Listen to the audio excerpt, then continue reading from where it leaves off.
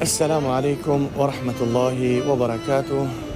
برادران مسافر و مهاجر و غریبا، الله سبحانه و تعالی همه غریبایی که دور از وطن هستند، دور از خویش اقربا، دور از زن فرزند، دور از پدر و مادر که هستین، الله برای هر یک کدام ما و شما رزق حلال نصیب بگردانه، رزق روزی حلال نصیب بگردانه و عمل هایی که نزد پروردگار قبول می شوند، اون عمل ها را الله برای هر یک کدام ما و شما نصیب بگردانه.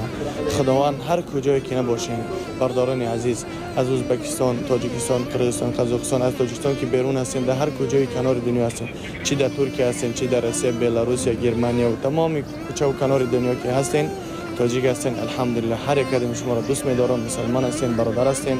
الله براتون رزق روزی حلال نصیب بگردانه. خداوند براتون صبر بده و در کسب و کار برکت عطا بفرماید که هیچگاه دست خود را بوسه کن، خود را محتاج هیچ کس مکن. خدا هیچگاه شما را محتاج یگان کس مگردانه.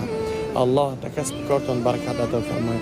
الله براتون رزق روزی حلال، علم مفید و عمل هایی که نزد پروردگار قبول میشن، اون عمل ها را الله برای هر یک کدام شما نصیب بگردانه.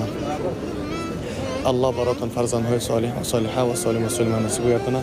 برادران غریب، الله همتون نگهبان شما باشد. در امان الله. السلام علیکم و رحمت الله و برکاته.